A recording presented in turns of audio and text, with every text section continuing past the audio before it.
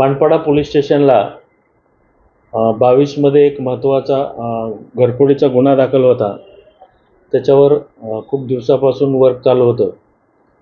आमचे पी.आय. राहुल मस्के यांनी त्याच्यावर खूप काम केल्यानंतर महत्त्वाचे बाहेरच्या राज्यातील आरोपी अटक करायला आम्हाला यश आलेलं आहे.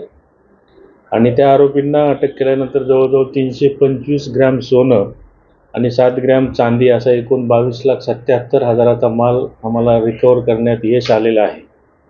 याच्यामध्ये बबलू कहार हा अतिशय रेकॉर्डवाला गुन्हेगार असून त्याच्यावर जवळजवळ यापूर्वी 13 अशा प्रकारचे घरफोडीचे गुन्हे नवी मुंबई आणि ठाणे परिसरात दाखल आहेत. दुसरा जो आरोपी आहे चिंटू निषाद हा सुद्धा एक्सपर्ट गुन्हेगार असून त्याच्यावर जवळजवळ 7 गुन्हे दाखल आहेत. मानपाड्याचे सिनियर पी.आय. विजय कदमाने आणि त्यांची टीम राहुल मस्के, ए.पी.आय.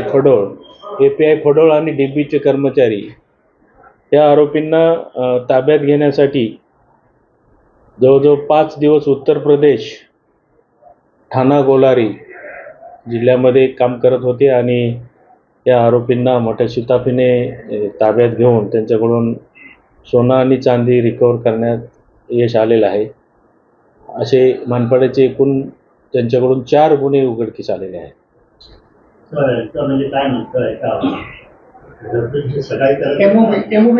हे सगळ्या रात्रीच्या घरफोड्या आहेत. घरावर वॉच करून साधारण श्रीमंत घर वगैरे अशा प्रकारची पाहणी करून एक्सपर्ट गुन्हेगार असल्यामुळं कढीकोंडा अगदी स्किलफुली ओपन करून रात्रीच्या घरफोड्या केलेल्या आहेत. या निमित्तानं सर्वांना आवाहन करतो की सुट्ट्याचे दिवस आहेत.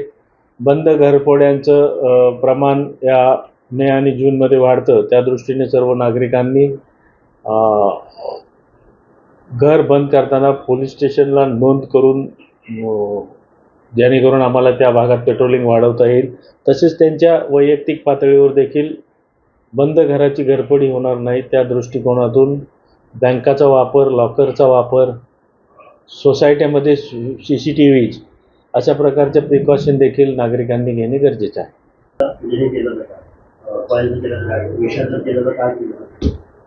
नाही, याच्यामध्ये गुन्हेगार एक्सपर्ट असल्यामुळे त्या ठिकाणच्या स्थानिक पोलिसांची खूप चांगली मदत झाली आणि त्या ठिकाणी 3-4 दिवसाच्या मेहनतीनंतर आमच्या ए.पी.आय. फडोळ आणि त्यांच्या कर्मचाऱ्यांना त्यांना ताब्यात घेण्यात यश आले. कोणार्क, अपना शहर अपनी